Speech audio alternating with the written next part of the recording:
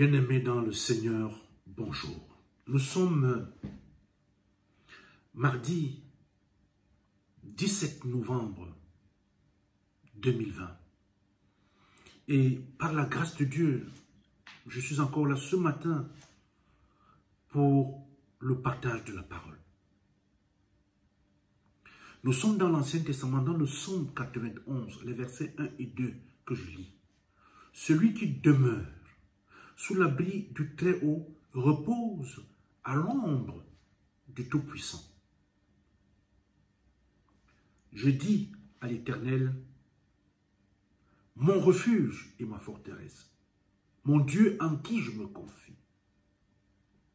Chers frères et sœurs en Christ, à travers le texte que nous avons lu à l'instant, je viens partager avec chacun de vous ce qui constitue une véritable préoccupation pour des milliards d'individus dans le monde.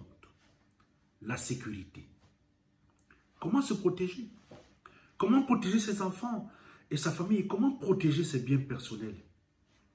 Bref, l'être humain vit dans la peur d'une menace non identifiée, mais présente dans son esprit.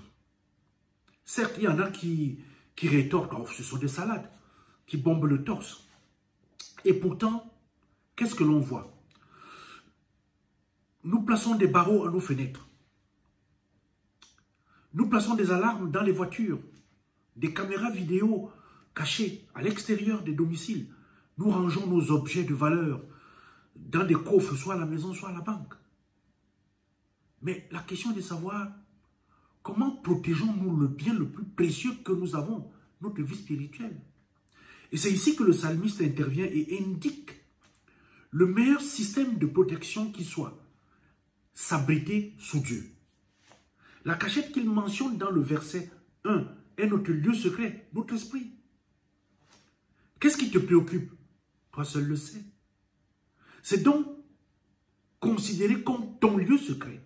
Et c'est dans ton esprit que tu entres en contact avec la présence de Dieu. Et au moment de la prière, de la louange, de la contemplation, c'est dans ton lieu secret que tu rencontres Dieu. C'est là que tu sens la présence de Dieu.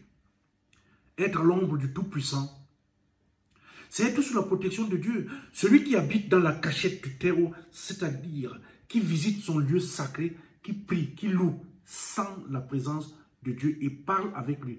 Alors il sera sous sa protection. Lorsque Dieu t'offre le salut, il insuffle en toi son esprit et tu deviens spirituellement vivant. Tu as alors la capacité de l'aimer, de le servir et de le satisfaire. Cependant, il faut savoir que l'ennemi convoite cette part de Dieu qui est en toi. Pour ce faire, il va attaquer ton corps. Il va faire la guerre à ton esprit. Il va essayer de te contrôler à travers tes faiblesses. Il va même se servir des amis proches et même des membres de ta famille.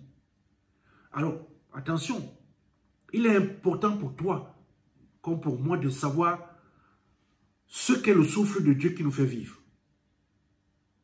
Jusque-là, nous reconnaissions que Dieu nous a créés. Ah oui, il nous a rachetés dans un but précis.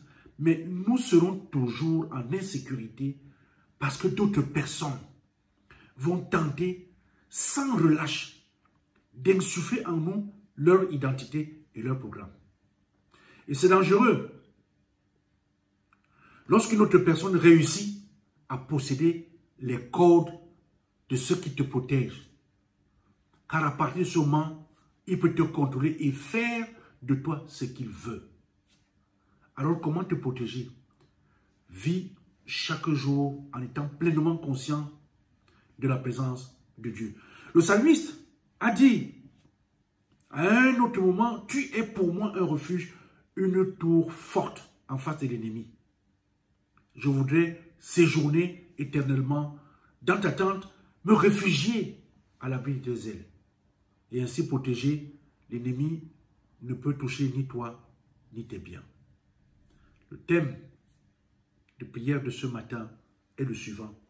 Cache-toi dans les mains de Dieu. C'est là la meilleure cachette sécurisée. Amen.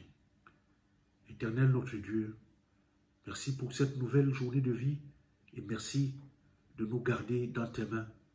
Merci de continuer à nous protéger. Nous t'avons prié au nom de Jésus.